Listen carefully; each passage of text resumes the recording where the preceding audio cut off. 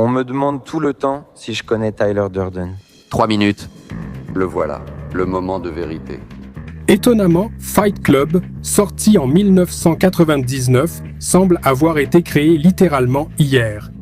De plus, les problèmes soulevés dans ce film non seulement n'ont pas perdu de leur actualité, mais sont devenus encore plus pressants.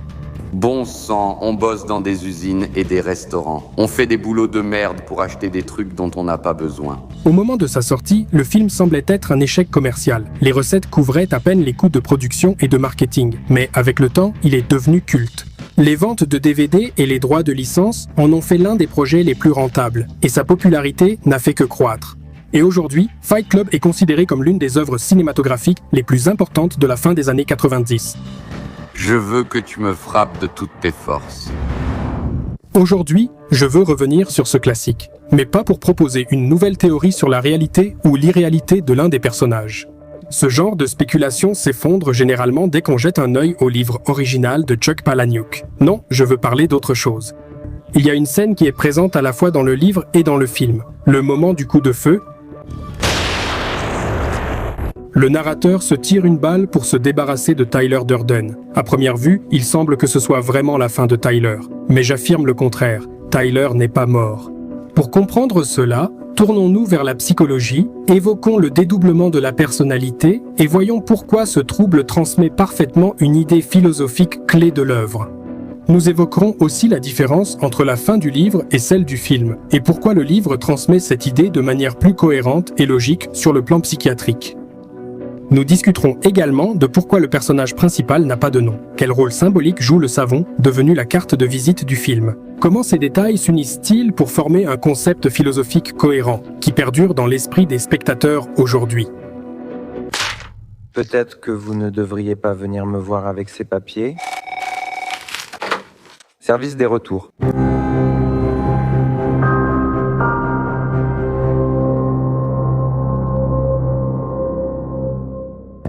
Fait intéressant, l'auteur du livre Fight Club, Chuck Palahniuk, a participé à la Cacophony Society, une organisation américaine qui réunit des personnes cherchant à vivre des expériences en dehors des normes sociales communément admises. Cette société n'a ni règles ni régulations et vise à rendre la vie plus intéressante par des expériences inhabituelles. C'est précisément cette société qui a servi de prototype au projet Chaos dans Fight Club, et les idées d'anarchie et de défi aux normes établies, qui étaient à la base de cette société, sont devenues une partie de la philosophie de Tyler Durden. Les performances absurdes et les canulars publics caractérisent l'un des événements les plus connus, le Santa Rampage, où des centaines de personnes déguisées en Père Noël organisaient des spectacles de rue improvisés. En 1986, ils ont décidé de brûler un mannequin sur la plage. Après l'interdiction des autorités, ils ont choisi de le faire dans le désert, loin de la ville.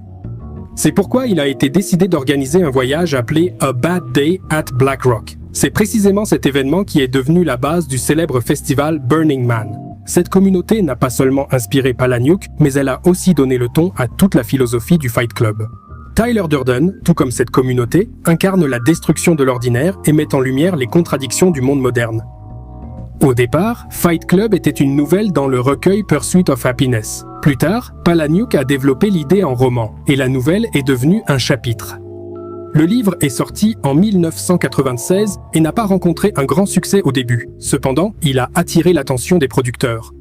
Et bientôt, le studio Fox a acquis les droits d'adaptation pour une somme relativement modeste de $10 000. Le scénario a été adapté par Jim Uhls. Il a conservé les idées clés du livre en renforçant parfois leur aspect dramatique. David Fincher n'était pas du tout le seul candidat au poste de réalisateur.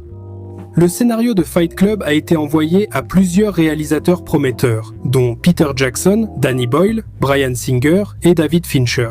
Singer n'a pas lu le scénario, Jackson tournait et Boyle a été écarté après une réunion avec les producteurs. Finalement, David Fincher est devenu le réalisateur du projet. Ainsi, le roman de Chuck Palahniuk, Fight Club, s'est transformé en un film culte qui a laissé une empreinte indélébile dans la pop culture.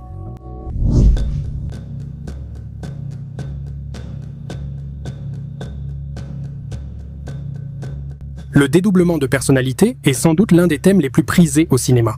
Mais c'est précisément dans Fight Club qu'il est devenu non seulement un élément clé du scénario, mais aussi un outil permettant de transmettre un contexte philosophique profond. Pourquoi nous confrontons toujours, toi et moi?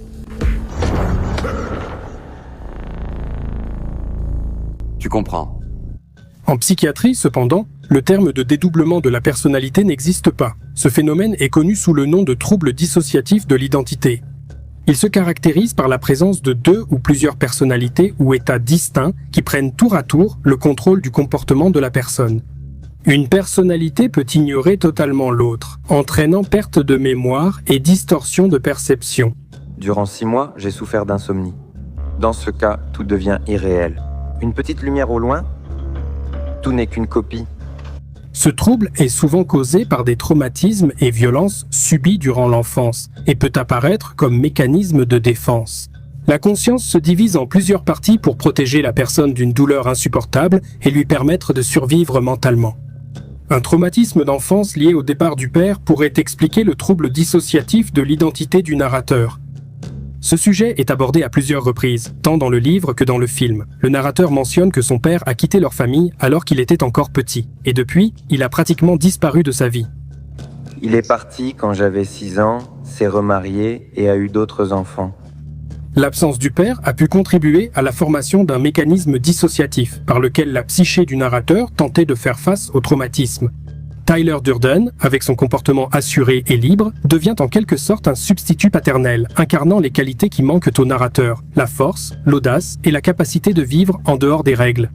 Je me sens terriblement seul. Mon père m'a abandonné, Tyler m'a abandonné.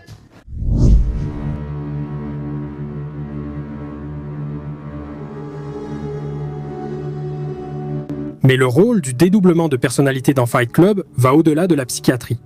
En fait, c'est une métaphore qui reflète non seulement l'état intérieur du narrateur, mais aussi un phénomène plus global, l'état des hommes traversant une crise de la masculinité. Nous sommes des hommes. Oui, nous sommes des hommes. Nous restons quand même des hommes. Tyler Durden, en tant que double du narrateur, incarne la protestation contre la perte du rôle traditionnel de l'homme dans la société et le désir de retrouver un sentiment de contrôle, de force et de liberté. La fin du XXe siècle a été une période de grands changements sociaux qui ont affecté les rôles de genre traditionnels. Nous sommes les enfants oubliés de l'histoire. Nous n'avons connu ni grande guerre, ni grande dépression. Les hommes, qui pendant des siècles étaient associés au rôle de soutien de famille, de protecteur et de leader, se sont retrouvés dans un monde où ces qualités ne sont plus demandées dans la même mesure qu'auparavant. Notre guerre est spirituelle. Notre dépression est notre destin. La culture de consommation a proposé un nouveau modèle de réussite basé sur la possession de biens. L'homme n'est plus un chasseur ni un guerrier. Il achète des meubles chez Ikea et remplit son appartement d'objets à la mode. Une chaîne stéréo très correcte, une garde-robe tout à fait respectable. Encore un peu et il n'aura plus rien à désirer. Avec cela vient la perte du sentiment d'importance et le vide. Beaucoup d'hommes ne se sentent plus les héros de leur propre vie. La routine, le travail de bureau, la monotonie. Tyler appelle cela une génération d'hommes élevés par des femmes. Il souligne que pour beaucoup d'hommes privés de père, la question se pose. Quel est désormais leur rôle ? Et le Fight Club devient un espace symbolique où les hommes essaient de retrouver le sentiment de puissance et d'identité qu'ils ont perdu. La télévision nous a fait croire que nous serions tous des millionnaires, des stars de cinéma et du rock, mais c'est faux. Et nous nous en rendons compte. Les coups qu'ils reçoivent ne sont pas seulement une douleur physique, mais une façon de se réveiller, de réaliser qu'ils sont encore en vie. C'est là-bas que chacun comprenait qu'il était plus vivant que les autres. C'est un retour à la virilité primitive, libérée de la pression du monde moderne. Le dédoublement de la personnalité dans Fight Club est sans doute la métaphore la plus réussie pour décrire le processus social global qui se poursuit encore aujourd'hui. C'est pourquoi le film gagne en pertinence avec le temps. Le conflit intérieur du narrateur est familier à des millions d'hommes. La perte de la virilité, la crise de la masculinité, appelez cela comme vous voulez, mais ce sujet est plus d'actualité que jamais. Et ce dédoublement, ce combat intérieur, naît de cette disharmonie. D'un côté, il y a une partie ancestrale de notre nature, héritée de nos ancêtres. Elle désire, chasse, agit, domine, aspire à la liberté. Tu chasses l'élan dans les forêts humides qui entourent les ruines du Rockefeller Center. Tu portes des vêtements de peau qui te dureront le reste de ta vie. Mais une autre partie, façonnée par la société moderne, nous oblige à vivre selon des règles, aller à un travail ennuyeux, rentrer dans le moule et suivre les normes. C'est ce fossé entre ces deux mondes qui devient la source du conflit. Mais le film donne-t-il une réponse à la question de ce qu'il faut faire avec tout cela ? Beaucoup de spectateurs, consciemment ou inconsciemment, ont pris la philosophie de Tyler Durden comme un guide à suivre. Après la sortie du film, des clubs de combat ont commencé à apparaître partout dans le monde. Beaucoup ignorent la dynamique, l'essentiel est dans l'histoire. Chuck Palahniuk et David Fincher montrent clairement où mène le chemin de Tyler. Le projet Chaos devient l'incarnation des conséquences destructrices de cette philosophie, et Tyler lui-même se transforme progressivement en antagoniste de cette histoire. Alors, finalement, y a-t-il une bonne réponse à cette question dans Fight Club? Et tout cela nous amène à la question clé. Tyler Durden est-il mort?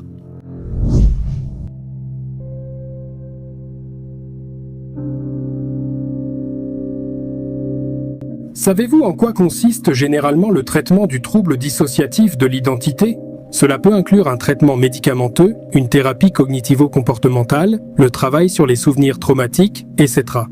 Mais le plus important, c'est l'étape d'intégration de la personnalité, où l'objectif est de réunir toutes les parties fragmentées en une identité unifiée et cohérente. Si l'on garde cela à l'esprit, il devient évident que Tyler Durden ne pouvait tout simplement pas mourir, parce que notre narrateur n'est pas Tyler Durden. C'est nous. La seconde personnalité ne disparaît pas simplement comme la fumée d'une cigarette. Si l'on suppose qu'après le coup de feu, tout s'est miraculeusement remis en place, cela signifierait une chose. Tyler n'a pas disparu, il est devenu une partie du narrateur, une partie de sa personnalité unifiée, car c'est bien à cela que doit mener un traitement réussi, non pas à la destruction, mais à l'intégration. Mais si l'on regarde cela du point de vue de la société, à travers le prisme d'une crise d'envergure, Tyler ne pouvait pas non plus disparaître ici. Le problème qu'il incarne n'est pas résolu, il continue d'exister. Dans n'importe quelle interprétation, Tyler Durden est vivant, parce qu'il n'est pas seulement une personnalité, il est un symbole. Rappelons-nous comment se termine le film. Nous voyons un bâtiment exploser, un spectacle impressionnant qui symbolise la destruction de l'ancien ordre. Mais il est clairement indiqué qu'il n'y a personne dans ces bâtiments. Personne n'a été blessé. Le narrateur prend Marla par la main. Et ils regardent ensemble ce spectacle apocalyptique. La chanson culte Where is my mind du groupe Pixies retentit. Tout ira bien désormais.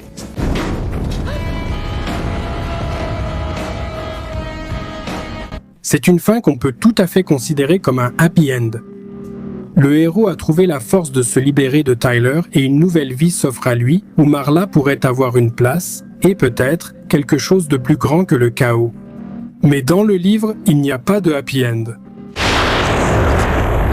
Après le coup de feu, le narrateur se retrouve dans une clinique psychiatrique. Il décrit cet endroit comme un paradis, mais le lecteur comprend clairement qu'il s'agit d'un asile. Tyler a peut-être disparu, mais seulement pour un temps. De plus, le projet Chaos continue d'exister et ses membres attendent le retour de Tyler. La fin reste ouverte, nous laissant comprendre que c'est à nous de décider quoi faire de tout cela, parce qu'il n'y a tout simplement pas de solution évidente, tout comme il n'y a pas de happy end. Le trouble dissociatif de l'identité est un état qui est difficile à traiter. Le processus peut être très long et il n'aboutit pas toujours à une guérison complète. Et de ce point de vue, le livre s'avère plus réaliste. Elle montre que les conflits intérieurs et les crises sociales ne disparaissent pas par un coup de feu ou une fin spectaculaire. Tyler n'a pas disparu, car il n'est pas seulement une partie du narrateur, mais aussi le reflet des problèmes non résolus de la société moderne. Et ce n'est pas un hasard si notre narrateur n'a pas de nom. Il n'y a pas de nom ici. Qui es-tu? Lequel de ces noms inventés est ridicule? Son alter ego a un nom, mais le personnage principal n'en a pas. Il y a un moment intéressant dans le film qui semble insignifiant mais qui a un certain sens. Les membres du projet inventent spontanément une nouvelle règle. En mourant, un membre du projet Chaos obtient un nom. Son nom est Robert Paulson. Cet épisode soulève un thème symbolique important, l'acquisition de l'identité. Contrairement à Robert Paulson, le narrateur ne parvient pas à trouver son identité, car son conflit intérieur n'est pas résolu. Son anonymat est le symbole de sa lutte inachevée pour l'autodétermination. Ce n'est pas un hasard si les derniers mots du livre sont adressés au narrateur par l'un des membres du projet Chaos. Nous attendons avec impatience votre retour. Malgré la tentative du narrateur de s'en débarrasser, Tyler reste une partie intégrante de sa personnalité. La fin du livre souligne que la lutte pour l'identité est loin d'être terminée. Tyler existe toujours, à la fois en tant que partie du narrateur et comme symbole d'un problème que celui-ci n'a pas su résoudre. Les paroles du membre du projet sont une sorte de rappel que l'idée du projet Chaos a survécu à son créateur et que le système qu'il a involontairement lancé continue de fonctionner. Tyler Durden n'est pas simplement un homme ou une partie de la personnalité. Il est devenu une idée et les idées ne meurent pas aussi facilement. Une idée est très tenace et très contagieuse. Dès qu'une idée s'empare de l'esprit, il devient pratiquement impossible de s'en débarrasser. Fight Club n'est pas seulement un bon film. Pour beaucoup, il est devenu une sorte de thérapie, car prendre conscience d'un problème, c'est déjà un pas vers sa résolution.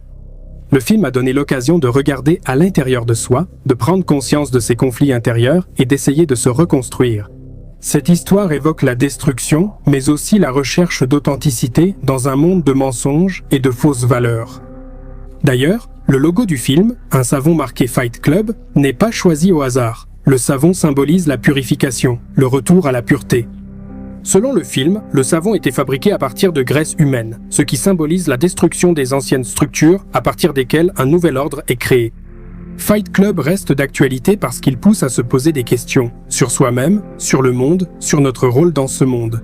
Tyler Durden continue de fasciner les esprits même des décennies plus tard, et chaque spectateur ou lecteur peut voir dans cette histoire son propre reflet.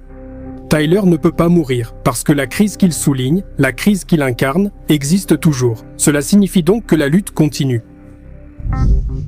Fight Club est un film qui mérite plus d'une analyse. J'ai déjà l'idée de faire une vidéo séparée sur la philosophie de Tyler Durden.